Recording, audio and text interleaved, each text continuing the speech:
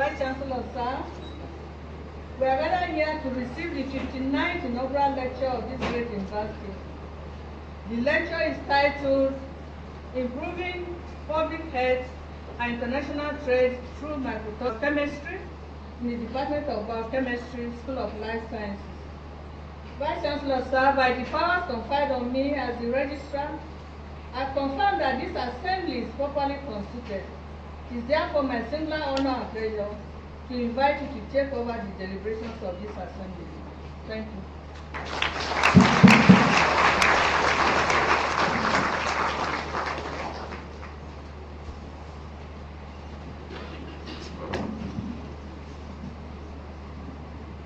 Deputy Vice Chancellor, Academic, Registrar,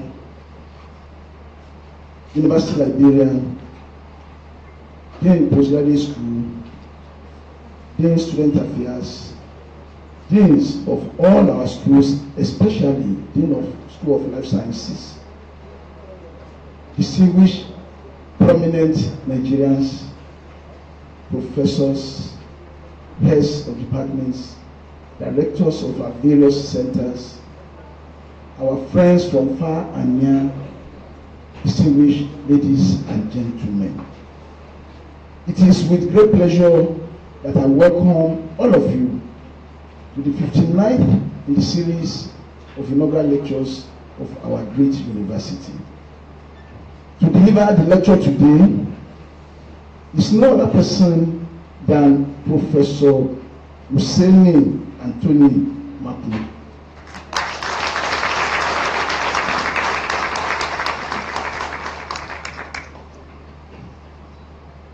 Professor Makun is a very young man, very, very young man.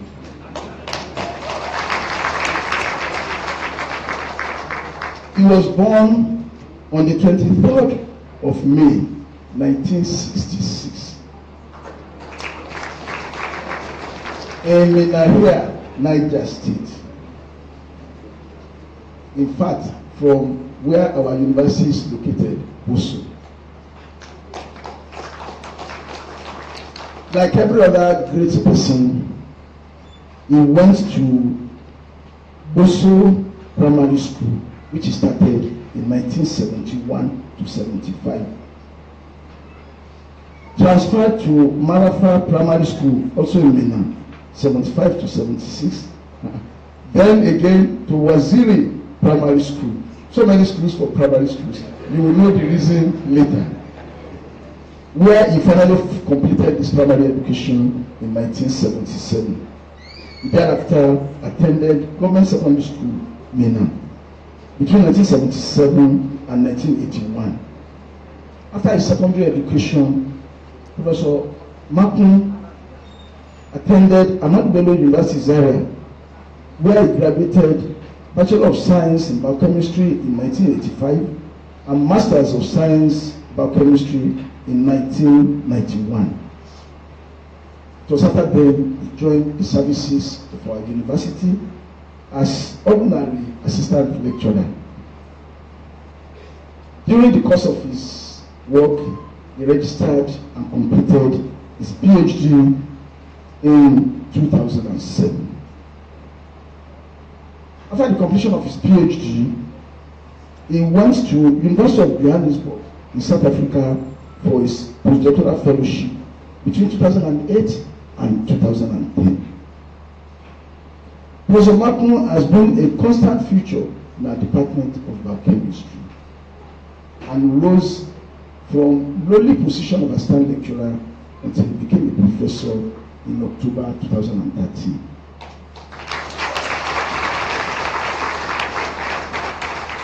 To date, he has acquired 25 years experience as a university teacher and researcher. Anybody who is 35 years old is already a mother or a father. So he has been working as a teacher, as a researcher for 25 years. So he is now an adult researcher. His major area of research is in relation to environmental health monitoring, mycotoxicology, and mycology. Because of this work, it had carried him far and wide, and he has acquired fame. Professor Makun, the novelty of his finding with Fusarium vertucilioides in Nigerian rice, which he examined during his PhD work, has brought him fame because that fungi is associated with esophageal cancer. That was what took him to South Africa during his postdoctoral years. He earned a National Research Foundation fellowship, which is expended on his postdoctoral fellowship, on his postdoctoral work with Food, Environment and Health Research Group of University of Johannesburg. He has taught several courses in biochemistry and environmental toxicology, both at undergraduate and postgraduate levels. Of course, he has supervised too numerous to count number of undergraduate theses, postgraduate as well as PhD theses. He has cumulatively won research grants nationally and internationally to the tune of $981,000 US. The money is not in his pocket, so he has used the money to work, and that is why he is standing here today. If he has kept the money in his pocket, he would not be standing before us. He is a member of numerous international organizations. He is a member of Mycotoxicology Society of Nigeria, Pan-African Environmental Mutagen Society, and International Society of Mycotoxicology. Currently, he is a member of experts on mycotoxins in food, food hygiene, and food administration and control. That's of NAFDAC, Nigeria. He is also a member of National Codex Committee in Nigeria, a member of African Union Expert Committee on Contaminants in Food. He has been there since 2011.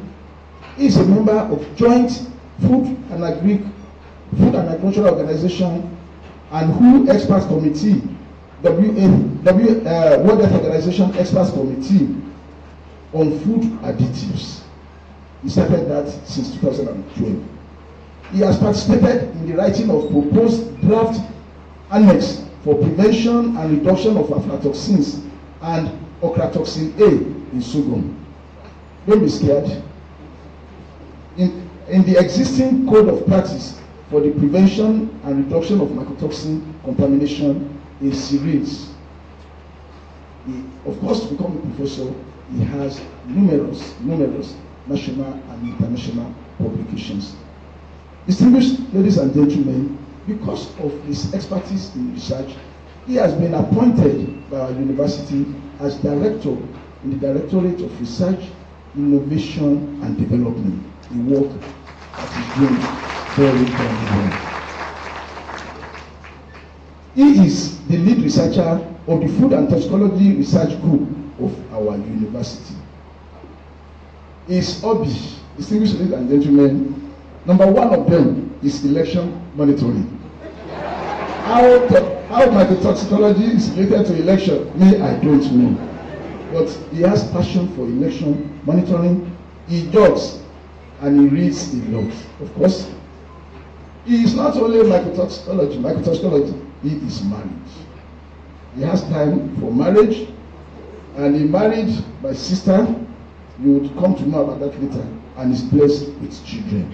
Distinguished ladies and gentlemen, it is my pleasure to invite Professor Hussein Anthony Makun to present the 59th inaugural lecture of our university titled Improving Public Health and International Trade Through Mycotoxin Control. Professor Makun.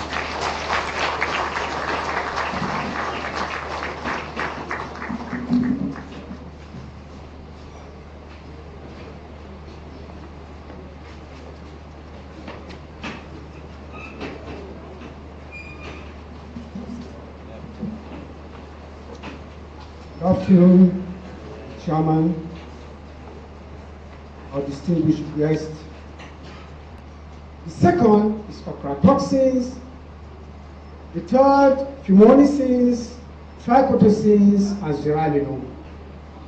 However, with the changing climate, we are beginning to discover some other toxins that are now occurring in more predominance than these first five. They are the ones in red. Let's look at what aflatoxin does. Aflatoxin, when found in food, up to about 335 microgram per kilogram. That's really small, part per billion. If taken continuously in few days, death can result. Death resulted in such situation in Kenya in 2004, where 215 people consumed contaminated maize and died. Now, if taken at a smaller concentration, liver cancer results. Apart from liver cancer, it has been found to destroy our immune system. That's the cells that defend us from diseases. For the sake of those that want to lead to science, aflatoxin is able to stop tumor suppressor protein from functioning. It affects the gene, and then your tumor suppressor protein, which is supposed to protect you from cancer, the aflatoxin stops it. The next is the ochratoxins. The ochratoxins are kidney toxins. They affect our kidneys. They can cause cancer to our kidneys. Particularly, they have been found to cause kidney problem in the Balkan areas and Denmark. The fumonisin, if you look at that horse there, you can see that horse is not stable. The fumonisin first were noticed when horses stagger, they are not able to keep their stride, and then in 3 days they die. The South Africans were observing, the Americans were observing. Fortunately, the South Africans did a better strive and they discovered fumonisin within the Americans. And that's what took me to South Africa, because I discovered fumonisin in rice in Nigeria. Now, this fumonisin is also associated with esophageal cancer in humans and neural tube defects in human beings. Zearalenone. Zearalenone is an estrogen, sometimes it's called estrogen toxin because it looks like estrogen of women. It attaches itself to the receptors of estrogen and continuously permit the female animal to produce estrogen. Invariably, other interplay hormones like estrogen that should cause pregnancy will be absent. So zearalenone has been associated with abortion in animals. But most importantly, recently, it has been associated with humans, cervical cancer in the Middle East. And it has been associated in Puerto Rico with early puberty. You find a girl of 7, 8 having breast. The last of them is obvious, trichotoxins or vomitoxins. They cause refusal of feeds by animals, and invariably growth is impaired. As you can see from those two, these chicks are all hatched same day, but this has done trichotoxins in its food. Now that you know what mycotoxins are, just to say there are quite other ones, and you can see from the list that they are affecting virtually all systems of our body. With regards to the history of mycotoxins, it's been recorded that they've been there right from the time we started agriculture and storing foods. Indeed, biblical accounts of keeping grains that Joseph led been found to be associated mycotoxins. And right through, mycotoxins have never really left man. If you look at through this slide, we discover that various parts of the continents in this world were affected one time or the other by these mycotoxins. I want to go back to egotism. Egotism happened in the Middle Ages in Europe, particularly in France. It was such that when you consume ergot alkaloid, you had fire in you. And that fire in you could lead to gangrene and then complete chop off of the extremities, that's the foot, the arms, and things like that. That fire was named St. Anthony's fire. Why did they name it St. Anthony's fire? There was a Catholic priest known as St. Anthony of Padua in France. So they went to him. The scientists explained that when they left their homes, they left the contaminated foods. But the most important thing is when they got to St. Anthony, they got healed. History will put these pictures of St. Anthony's, you can see limbs hanging, are there in the museum. Now, you have a man standing here who was born a twin in May and was not baptized for certain reasons until 17th of June in where you have the library now. That was where the chapel is, library in Boso. The chapel was there. You can see the twins being baptized there. My twin sister got her own right name, Rose Mary, May. Somehow, I didn't get my name. They gave me Anthony after the feast day of Anthony, which was 13. Then, many times I kept saying, was I preordained to come into mycotoxin work since I was ordained? Again, there are many ways. We now know what mycotoxins are. There are many ways these mycotoxins can be prevented. But the most important thing to say is that when we have good agricultural practices, we plant early, we plant resistant crops, we make clean hygienic situations, mycotoxins definitely will be reduced but cannot be eliminated completely. So, what are our contributions with regards to mycotoxins? Two things we do. First, we try to identify the problems. Then the second, we try to make sure we solve the problem. In identifying the problems, we went through what is referred by scientists risk assessment, which you will get later. Now, first of all, if something is of risk, it must be shown to be harmful. So, we have sampled so many crops, so many fruits that you can see there in Nigeria and some in South Africa. 2,133 samples. During the course of this sampling, we have found many kinds of fungi that are producing these toxins I've been talking about. And you can see them.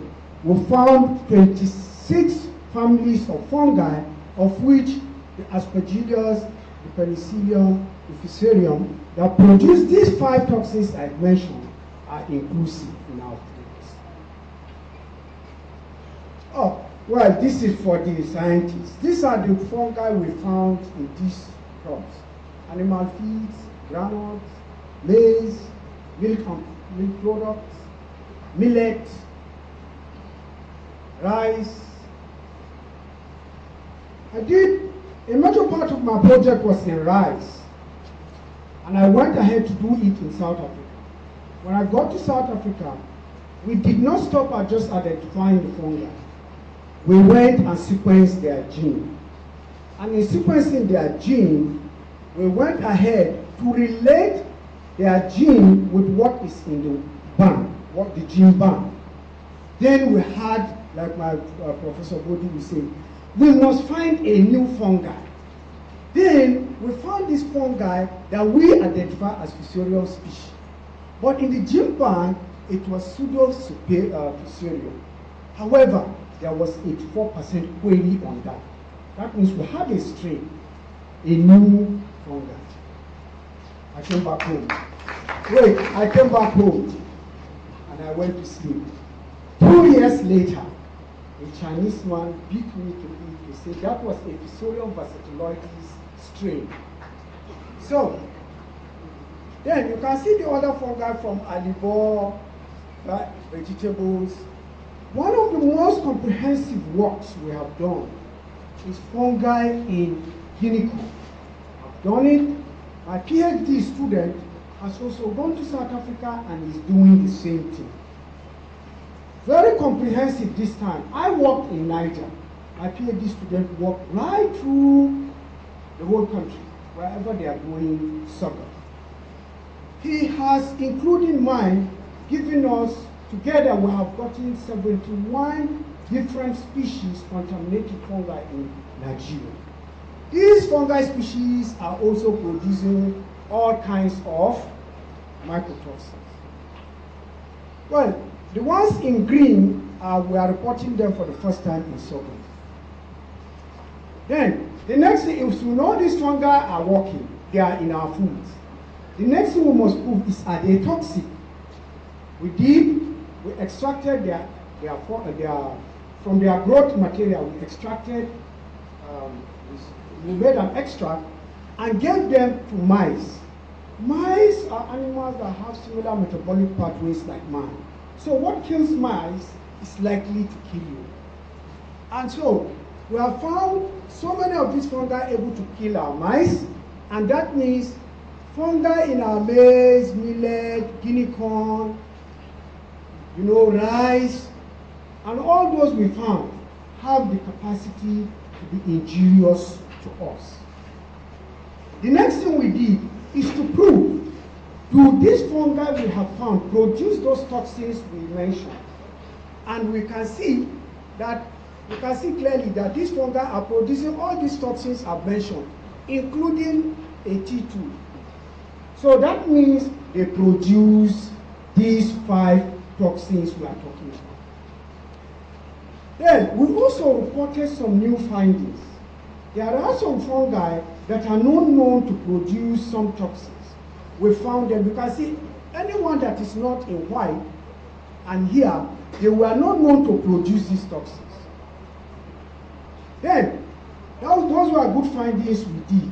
What does it mean? Is it that they were not discovered, or climate change has caused them to change, or whatever? But these are new findings. The same thing with this. You can see anyone you see in red or green, it means that fungi was never known to produce it. Then, of course, the next thing we did was to see if these toxins we are talking about exist in our food. Acha, we looked for aflatoxin in acha and did not find it in the samples we worked. We found it in beans, groundnut, maize, a little of it in millet. Then, of course, we found it in rice, in seed, sorghum, that's guinea corn. Vegetables, you can see it's a small number, small amount. Then in wheat. Good. Then, we looked at ochratoxin, the one that causes kidney problems. And we found it in acha, but in a moderate concentration. Animal feeds, but groundnut, high concentration. In gari, while aflatoxin is not too common in gari, ochratoxin seems to be the problem in gari in Nigeria.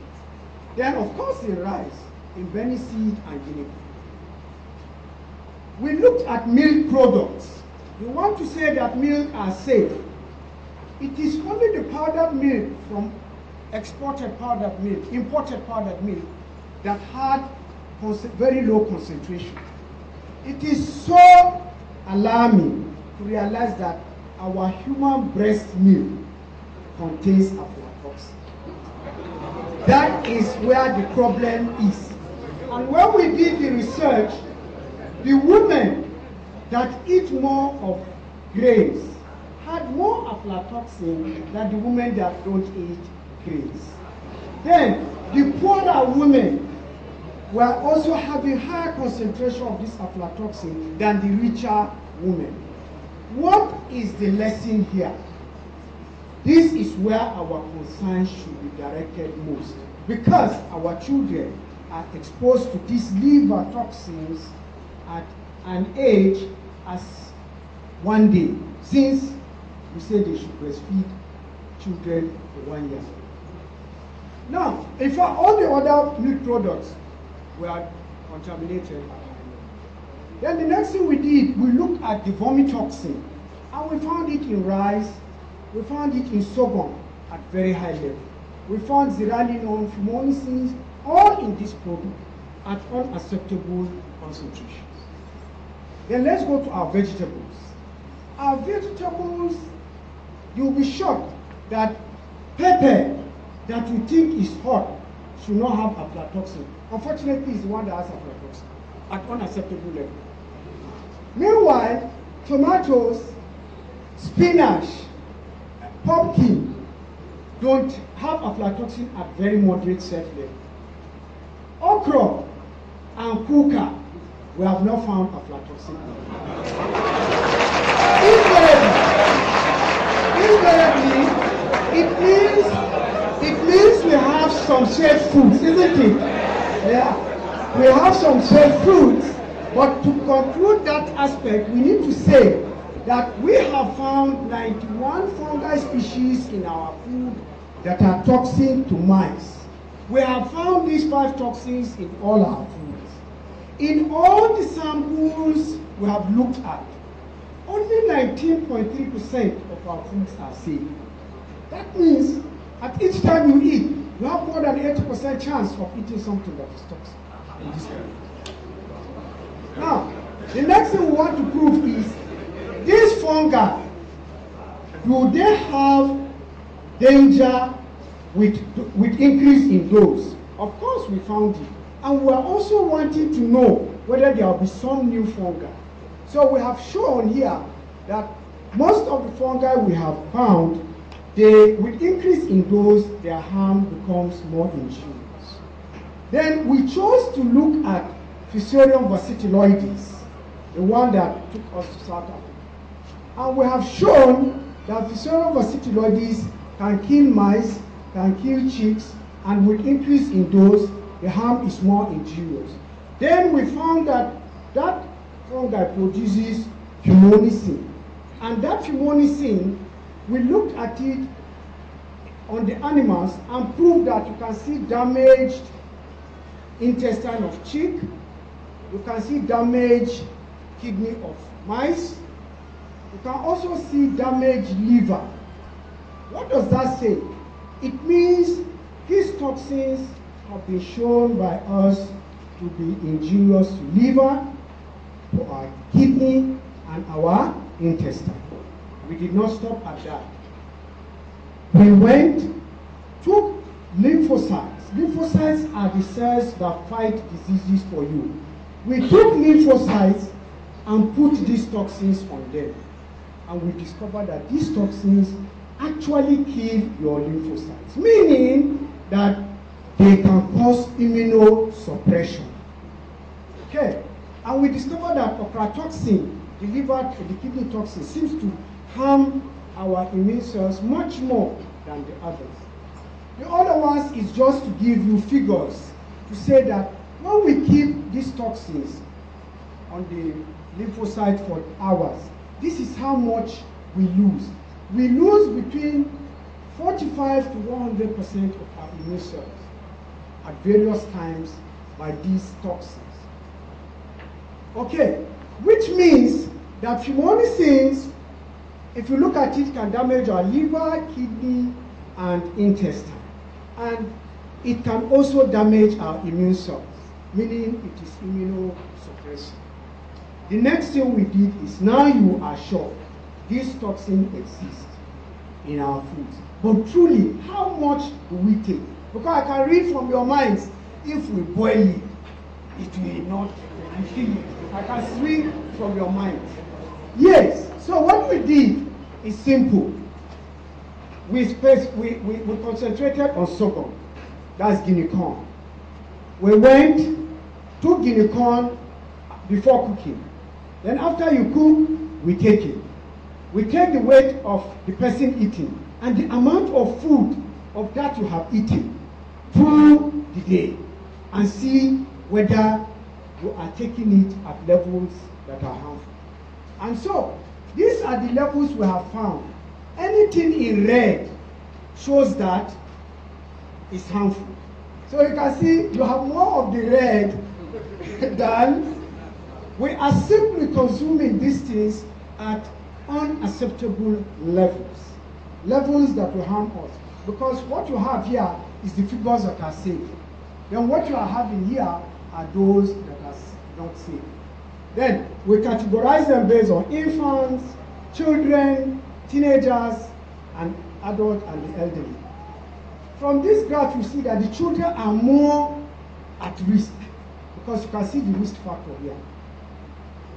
Again, here the children seems to be at more risk. Okay? Then, for phimolysis, the children again are at more risk.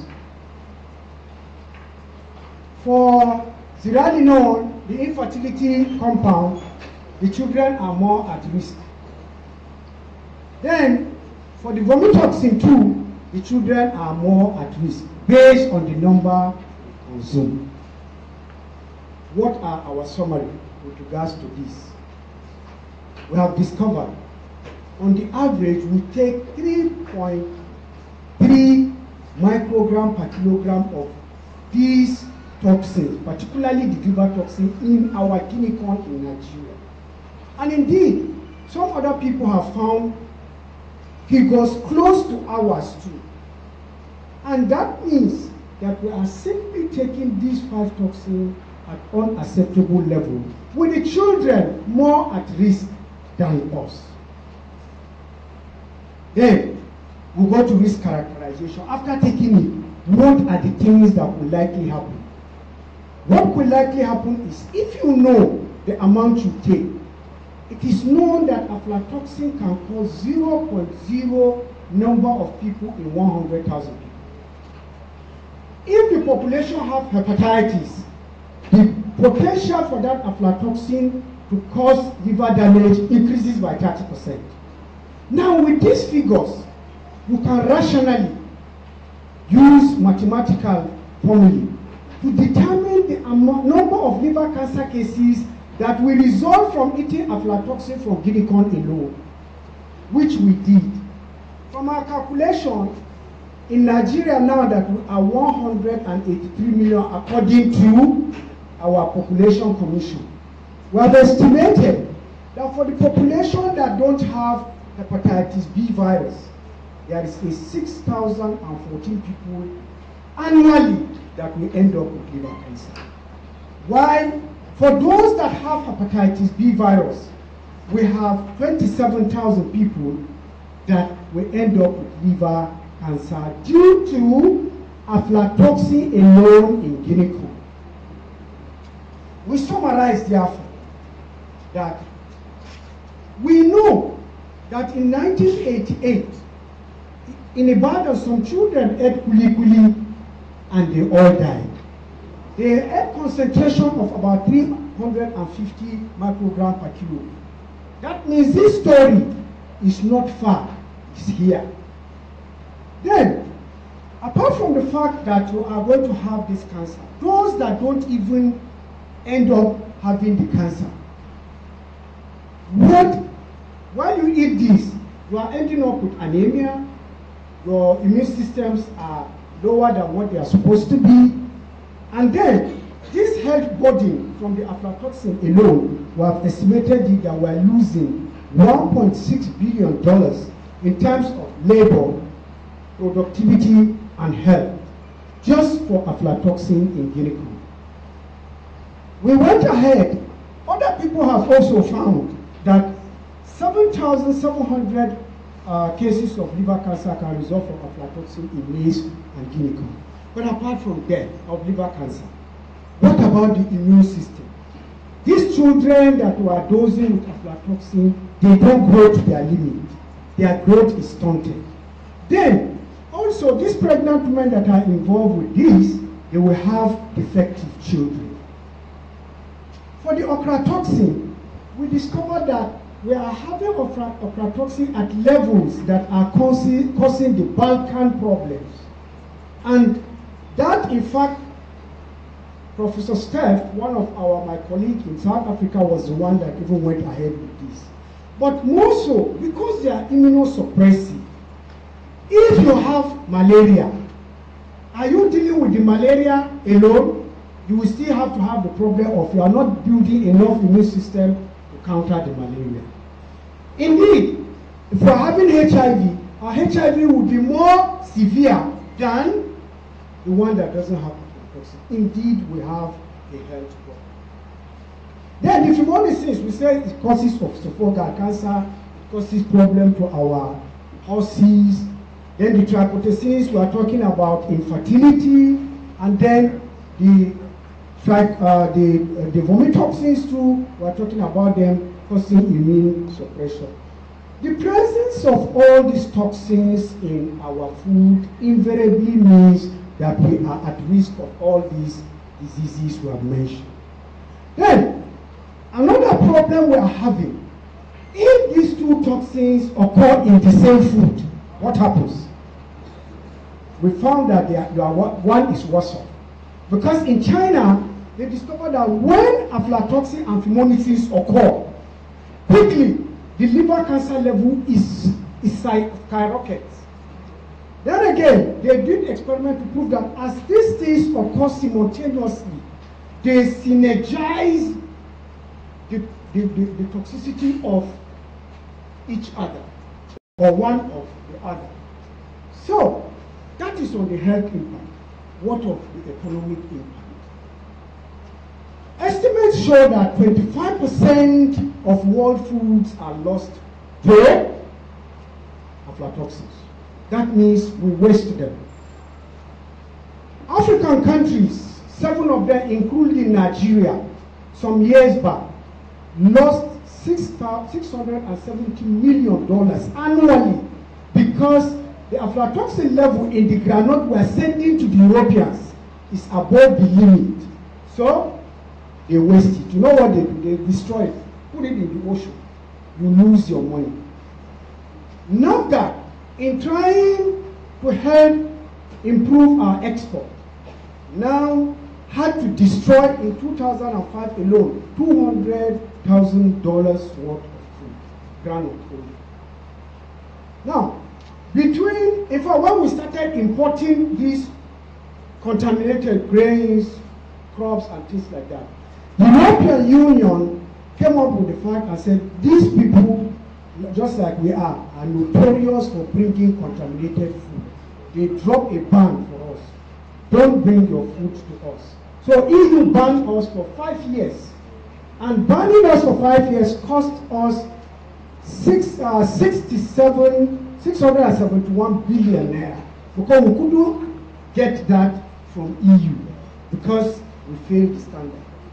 Then again, because of diseases associated with aflatoxin, 40% of labor is lost in Africa. But then, that is it. How then can you quantify the cost of life that is lost?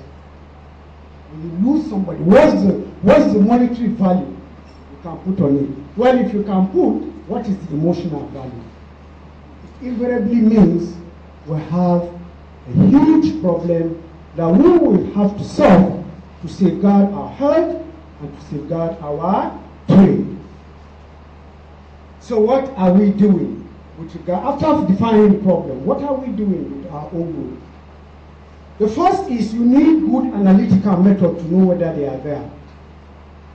Together with our collaborators in South Africa, we have given the world a way of distinguishing Aspergillus flavus from Aspergillus parasiticus. For those bodies, they know what we are talking about. Because this thing, in the microscope, they look similar. So you need something to be able to distinguish them. We did give that. An attempt to relate the gene producing aflatoxin and the concentration it produces, we failed there. But there, of course, even failure is a result. It means you cannot say that when you find aflatoxin, it means there is one that produces it there. Then the next thing we do is, this your cooking that you think is going to solve your problem. Yes, it cuts down between 40 to 50 to 90 something percent of your toxins from your food. No doubt. In fact, Body et al. We give us various, we look at various food processing and the level of reduction. Garba will do the same thing too from guinea corn. However, that's not the story. The story is you are having so much that your food cannot completely eliminate. So even your cooking, though it reduces it, but then you are still having unacceptable levels in that. The next thing we did is we have synthetic chemical fungicide, that is chemicals that can kill fungi. But we all know when we put these chemicals in our foods, they can be injurious. So we went looking for natural products. Anjorin, I'm sure he's here, neem tree, jatropha, and some plants, we have found them to no doubt suppress the growth of Aspergillus flavus and Fusarium versiculoides, meaning there is hope if we can go that way. But very comprehensively, Garba will go to South Africa and prove to us that buffalo tongue pencils and hedge-thorn, these toxins, these plants, the extracts, do not only suppress the growth of these very toxic fungi, but it stops them from producing the toxin. That means there is hope. From our plants, we should be able to get fungicides that we can pour on our grains to stop the growth of these plants. Well, this is just some experimental details to show you that these extracts are working. They are here, but they are not here. So you can see the growth is much. Just to prove to you that the extracts of those two plants are quite effective. So that we have gotten. We also prove that if you put this extract and you go to the microscope, you find that with increase in concentration, the mycelia, if you like, the root of the fungi is being destroyed with increase in concentration. It seems to have a solution there. However, that again depends. It is one thing to find a solution, it's another to find a product and take it to the market. The next thing we are sure we have succeeded in doing is, if you can have a strain of a particular fungi that does not produce this toxin, and you grow it alongside with the one that produces the toxin, if it has a competitive way of eliminating the one that produces the toxin, then you can have a good solution. IITA and the Americans have a product that they grew up these non-toxin producing fungi and have packaged it. Then when you spray it, those spores will grow and eliminate those that are producing this fungi. Bio-exclusion method. We, in our own case, we left the aflatoxins and looked at the Carbonarius, the aflatoxin, and the Niger. We have found strains, indigenous Nigerian strains, that can suppress the growth and the toxin production of these ones we have mentioned. Then, another preventive measure is Codex Alimentarius Commission. It is the highest ruling body that establishes standards in food. When guinea corn became something to watch, the Americans discovered it's more nutritious than maize. Well, of course, there is no doubt. For those of us that grew in those in the 50s and 60s, truly, tuwo was more of dawa. It was not maize. Now, when they got interested, they needed to know whether this sorghum has these toxins. They gave Algeria the assignment, go and bring out a discussion paper that will stimulate discussion at our next meeting. Algeria came and failed. They gave it to Tunisia. Tunisia came and failed. They gave it to Sudan. Sudan failed. But the Sudanese man, Suleiman Gafar, said, give it to Nigeria. Give it to them. Fortunately, NAFDAC located me, and then I was writing a chapter for a book, and I reviewed that when Algeria has failed at this. So when NAFDAC contacted me, in 2 weeks we gave them a paper. Indeed, when we went to Netherlands for the conference to now present this document, Gafar will come and meet me. He said, I thought you were an old man. Well, because that was 8 years ago.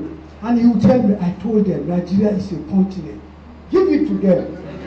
Of course, I told him, I'm not an old man, but I climbed on shoulders, big shoulders.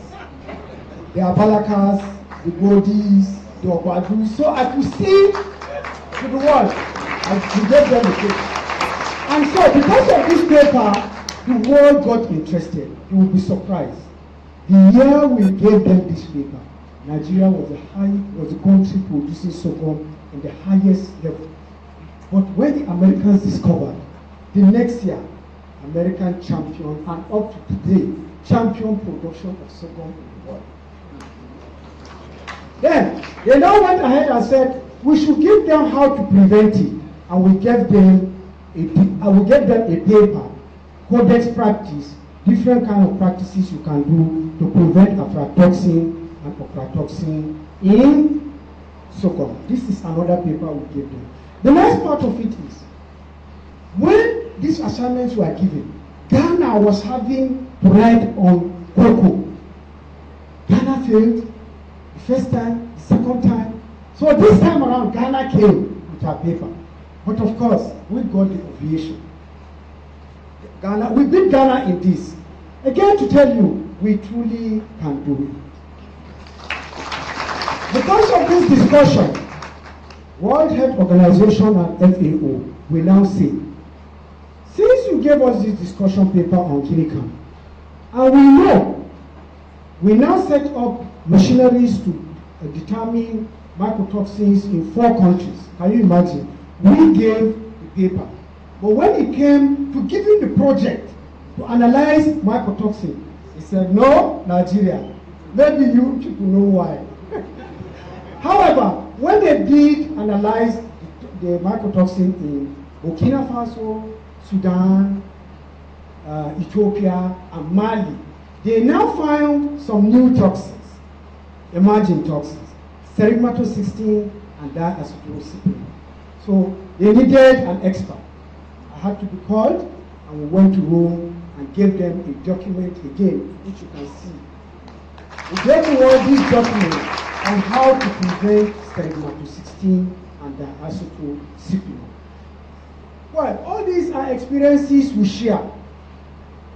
Yeah, because of our experience too, African Union discovered that anytime we go to Codex Alimentarius meeting, African member countries are not able to engage in discussion with their European countries. So they devised a means.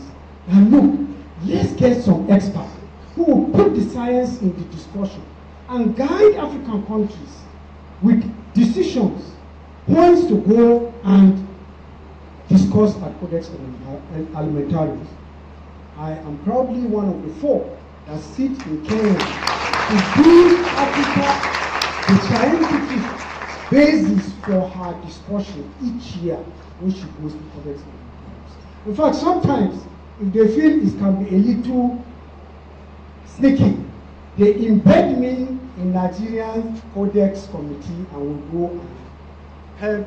Because it's not all about the science, but the politics. Because if you allow them to set a standard, let's say 4 micrograms, many of your crops might not be able to go. But meanwhile, between 4 and 6, the difference in health might not be much. So we now go and put the science and a little politics, and then we defend it. Then, of course, we also know that people are not, Africa has challenges of resources, information resources. With many authors, we have given book chapters that are well referred in title. This is one of them. Another is this. This one is one of my finest work. Anytime I see it, I feel happy. Because it was the document I was writing when the NAFDAC people got me. So when it went to publication, it just hit. The Americans had about 2,500 downloads. The very week it appeared. Then again, we have a compendium of abstract, giving you all the abstracts of works done in this area in Western Africa from 1980 to 2015. Very good document you have. This is another paper I have. I veered away from mycotoxin for another time, editing this. I didn't want to do it, but this guy from Brazil kept pushing on me, do this for us.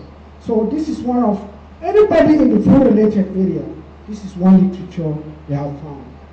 As of May this year, because it came out in February, it had 5,000 downloads. Well, this was the first. I saved this for the last. This is the one I collated people to come and sit down and we wrote. And we wrote on mycotoxins and food safety in developing countries. It has 45,000 downloads. So, with this experience, what's our recommendation? The first recommendation is, we said there are some foods that seems to be resistant to mycotoxins, isn't it? Acha, millet, kuka, you know, we can go on. Why do we have to eat tuwo in the morning, jepu in the morning, So we could do it this way. You could spread the risk. You could spread the risk. That's what the Europeans are doing. It's not that they don't eat maize. They eat maize, but it's so small as a breakfast meal. So you can spread the risk by avoiding very monolithic dietary system. And that is at the personal level. Have diversity in your meal. Eat tuwo today, yes, next time, eat rice. Okay, eat kuka now, eat acha. You know, you spread the risk. Then the second thing to say here is, well, we have given documents of good agricultural, hygienic, and manufacturing practices that you can always, this is the title, you can go to it and find it. It gives you all the procedure to take, when to plant, how to plant, which soil to plant, how to save your, store your products, and all those practices that will help you. They are there in the document we gave Codex Alimentarius. Yeah. The next thing is Federal Ministry of Health and Rural Development has the mandate to actually regulate mycotoxin in foods. What we are now telling them is, look, you have this mandate. You need to first of all do a comprehensive survey. Because these toxins, as you see them, with climate change, they change in levels and concentration. So at each year, let's know what we have so that we can control them. Let's have a survey annually, and then we know the enemy we are fighting. Standard organization is supposed to set standards. What they do is simple. They wait, Codex Alimentarius will set the standard, then they will adopt it to Nigeria. Then I ask them why. Well, our factors are different. Our immune systems are different. Our environmental factors are different. Why don't you commission toxicological studies on these toxins so that we know the limit we can take as Africans, as Nigerians? Then you set that standard. So that is another recommendation for standard organization. The Mycotoxicological Society of Nigeria is involved in mycotoxins. So importantly, they need to come out with a policy to say, This is the drive for mycotoxin control in Nigeria.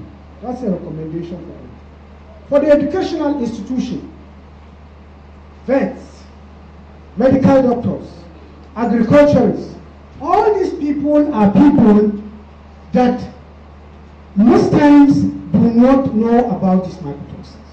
We are recommending that in programs, both undergraduate and postgraduate program, let mycotoxin be taught for these categories of people along the food value chain and health sector, so that they know what we are dealing with. So at undergraduate and postgraduate level, mycotoxins should be recommended. Yes, one of the big problems we have with research everywhere is with equipment. High performance liquid chromatography is the choice equipment for mycotoxin research. Department of Biochemistry has a HPLC. Is it working? It's not working. Our genetic engineering is step B, they have a HPLC. Is it working? We just have to get this thing working.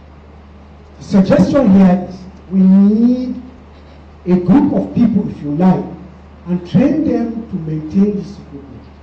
If we can't have them, let's do what the Europeans are doing. Let's contract maintenance of equipment to companies, because they'll keep that machine working. If it works, they make money. So if we contract it, it will work. Yes, mycotoxin research, like every other research in Nigeria, is capital intensive. We have one institution-based grant, but it's not enough. We have applied for the national grant of 50 million. Nothing. Since the inception of this government, no national research fund has been given. We are calling on TED fund. The last time the man came here, he was telling all kinds of stories about the procedure, that the procedure of evaluation is costly.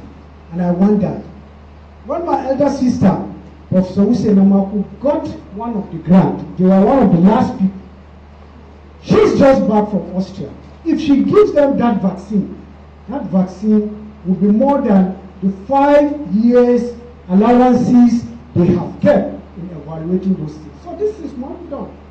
Therefore, we must have to wake up to our responsibility and give researchers money. And again, well, luckily, the senator is here. The senator of Zombi has given the Senate on Nigerians a national research and innovation bill. The national research and innovation bill is a bill that is so encompassing. It starts from research funding and goes right to having an innovation fund. Just like you get research grant, you should be able to get innovation grant. If we had an innovation fund, those bioresources, those fungi we found that can eliminate the toxic ones, would have gone to get them into product. So I pray they pass the bill, and we pray it works, because I keep telling people, I keep telling my children, I like chocolate. And anytime I travel, I come back with chocolate. But before I give any child, I'll tell him this story. I say, you see this chocolate? He said, yes. This chocolate comes from Switzerland. But Switzerland doesn't have one plant of cocoa. Ivory Coast is the biggest producer of cocoa. She produces cocoa to the world and annually earns $12 billion. Switzerland is the 10th producer of chocolate. She uses part of the product of Ivory Coast, and she generates 27 billion after tax. It simply says, if we are not going to add value to our products, we can as well forget it. We are simply not generating wealth. We are always going to find lows.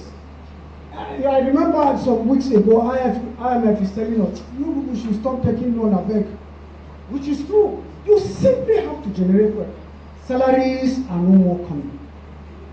My problem is, these salaries, you think they'll come if we are not generating wealth? If we are taking loans, they will not come. We need to simply be innovative.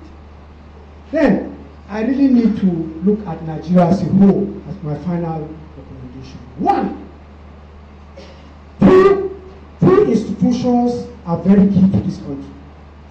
The academics and the soldiers. Luckily, they are here. While we, the academics, are supposed to produce the products and take it to the market, the soldiers are supposed to keep this nation united.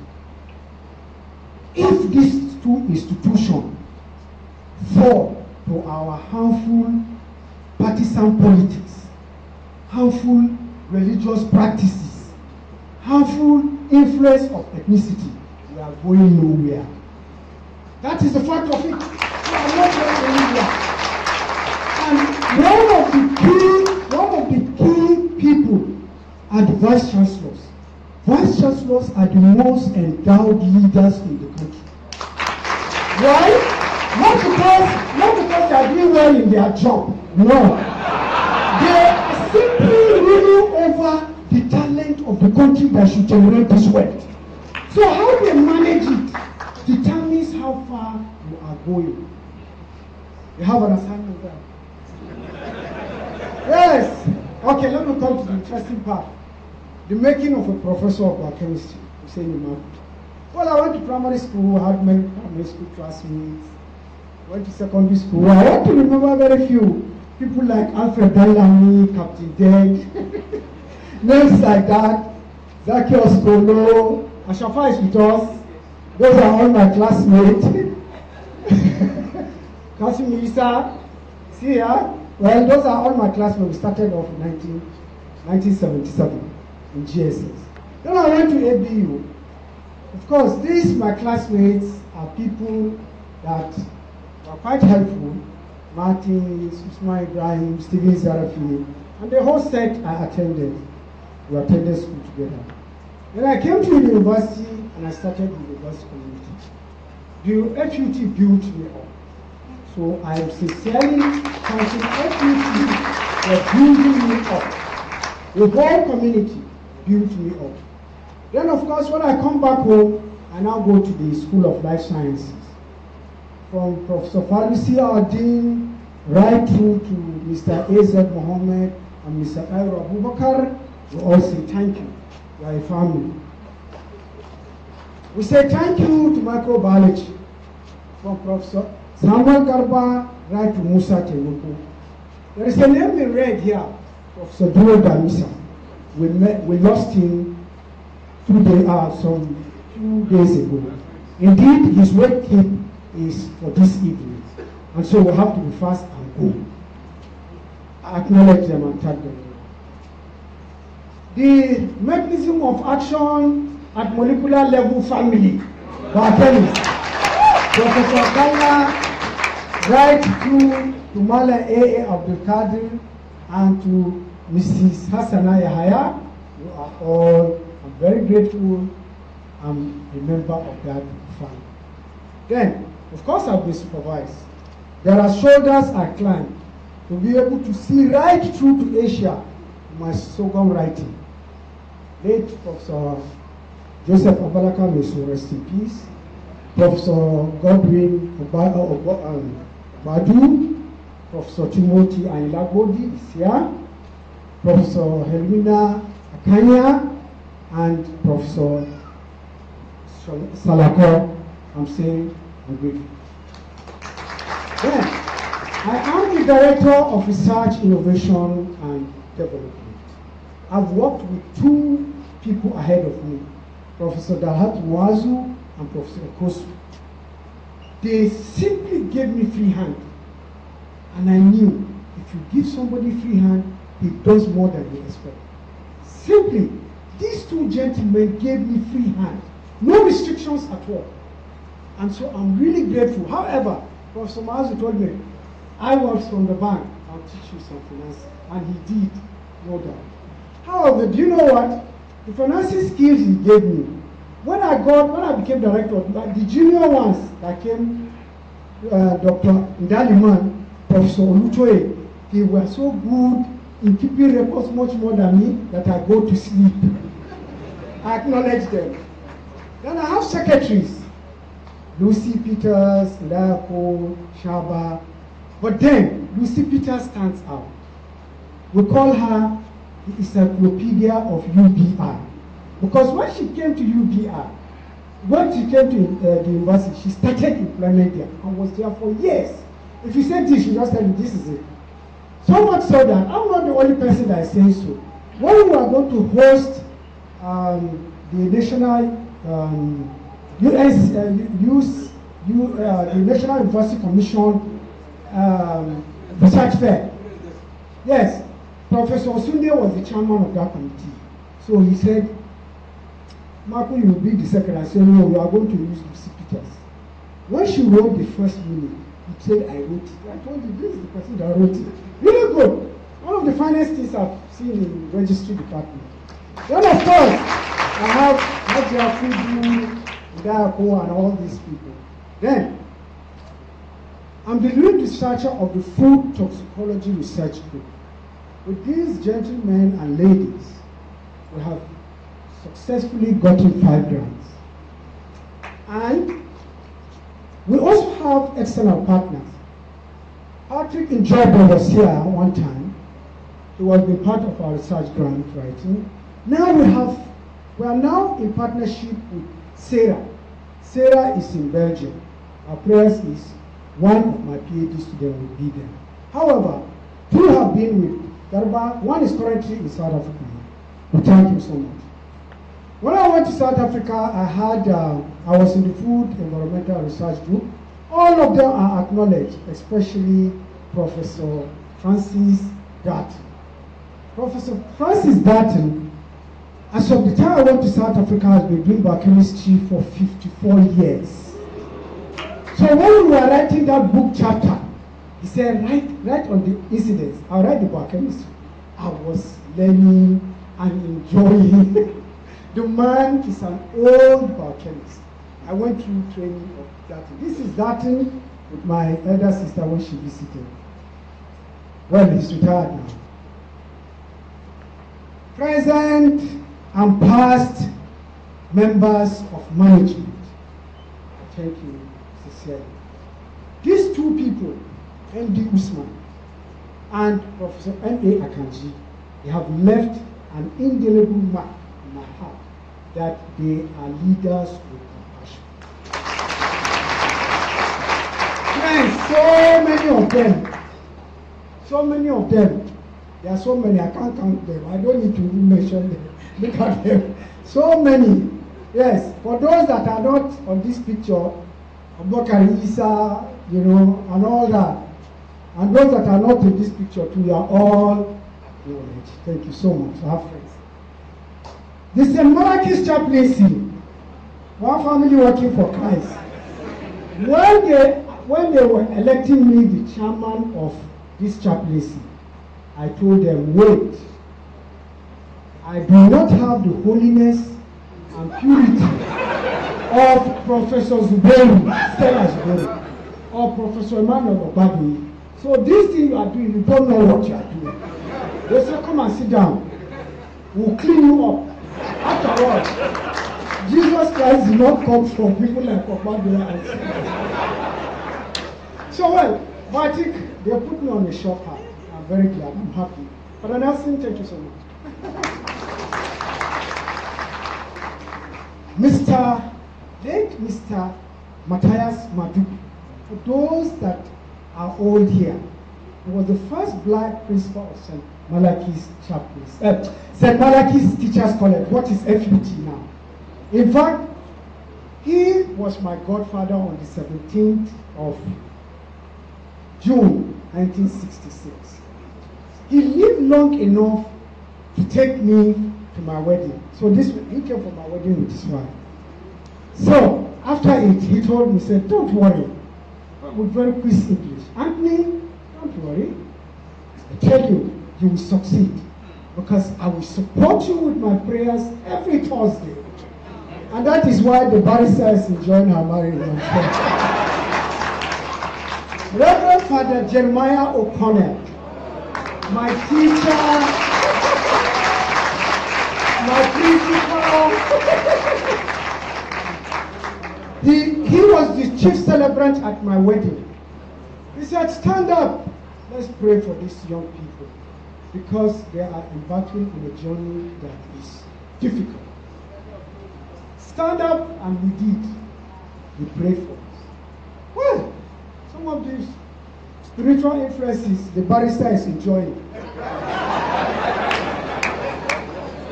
Yes, in the strict sense of it, I don't have in-laws. It is only in Europe you have in-laws. I acquired new parents. Mr. Patrick, Mr. and Mrs. Patrick Ademo are my parents. Mr. and Mrs. late Raphael Berger and his wife, and my new brothers, Noel, Charles, Victor, late Victor, Moses. I acknowledge them because they are brothers to me. Buhari is not my hero. Lionel Messi is not my hero. Ronaldo is not my hero. This lady here is my hero. She is Mrs. Fatima Gogo. When trouble comes, she's there for me. She's my hero, simple. I don't know of any Lionel Messi and any from no blank fanaticism. This reality. I'm very realistic. This is my small wife. She's there for me. You can see even the protective stand. This was in a ceremony. Let me see which girl will come here. Yes. I have aunties. You grow up with aunties. When you see me stand with a frown face, I got it from Hajia DJ Bala. When you see me smiling and taking things very easy, I got it from the junior sister of my mom. She takes things very easy. And then my uncles. Of course, at this age too, I must say, I have many uncles. They are all here. Galadimo Boso is here. And so we all acknowledge and say thank you. We are part of the success story.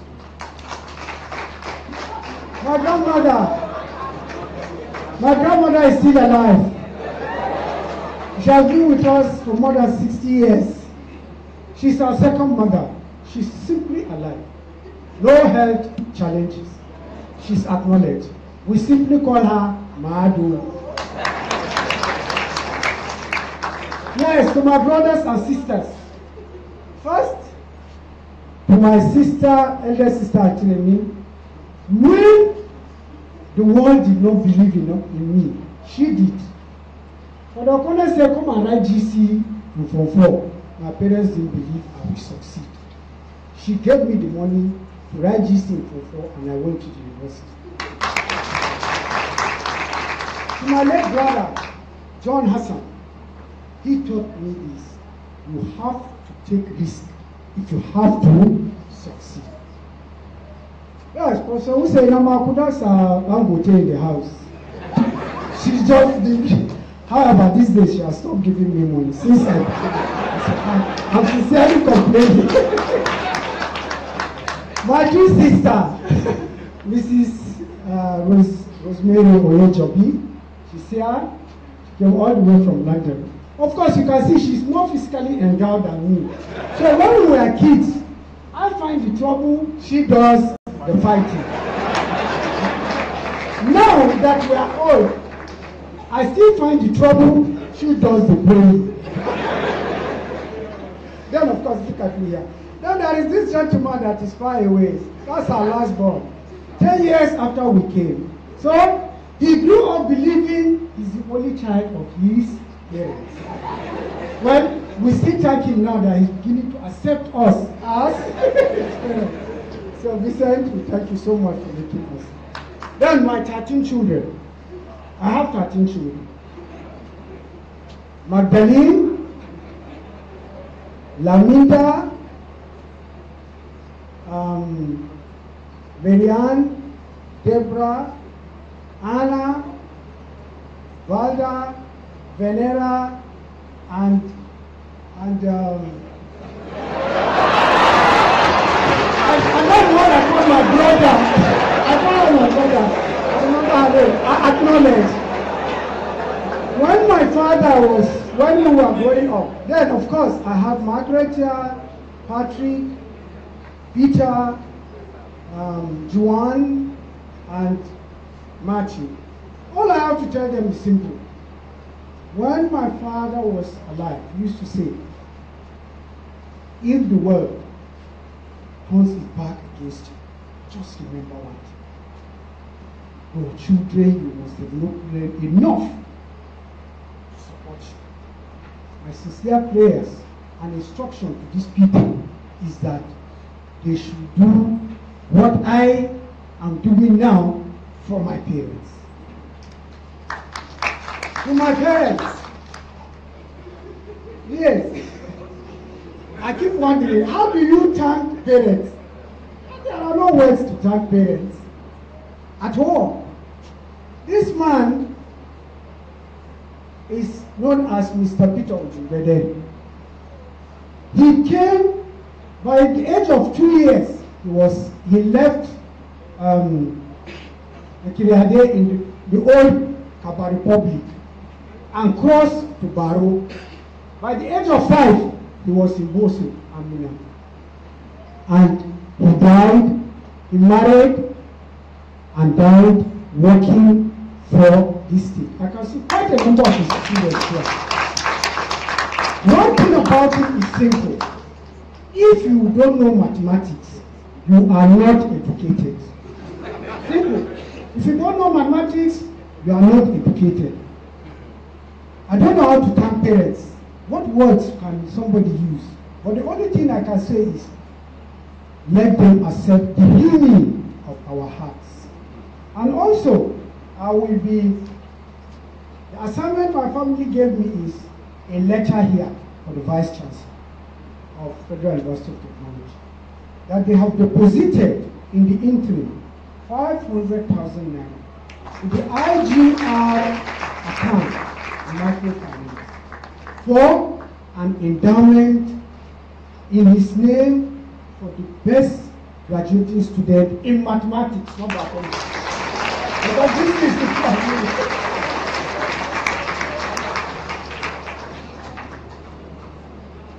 Yes, to my darling wife, for her pains, her prayers, and so many other things, her challenges. In fact, there is this, grandchildren are girlfriends.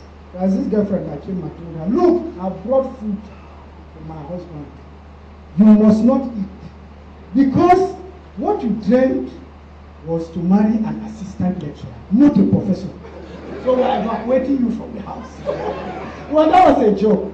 But sincerely, Madam, thank you so much for your pains, for your love, and for your PhD. And for being a single parent for 18 months while I was in South Africa. Thank you so much. And I also know tomorrow is your birthday. Happy birthday. But to God Almighty is all the glory. I'm standing here because God Almighty was here. So in praise to Him, I chant the Magnificat and the members of St. Malachy's chapels. So can we arise, please?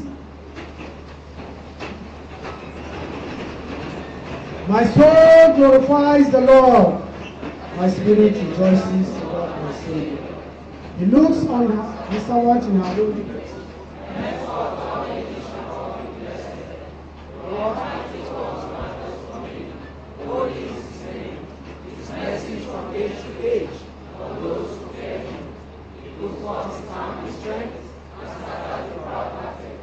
Cast the mountain from the throne and raises the glory. He fills the garden with good things and sends it away empty. He protects Israel's servants, remembering His mercy. Mercy promised to our fathers, Abraham and his sons forever. Glory be to the Father, the Son, and the Holy Spirit.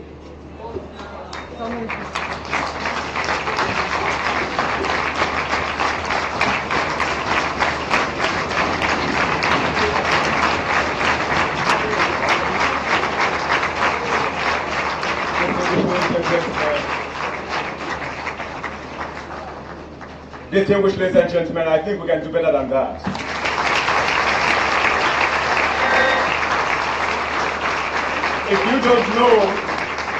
If you don't know his attributes, he is today Christian, the father of all nations, because he cannot even remember the names of his children.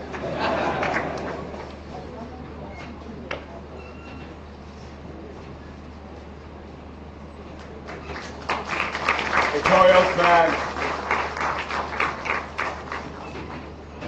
and the lovely wife joining him for the play. Let's give them a round of applause.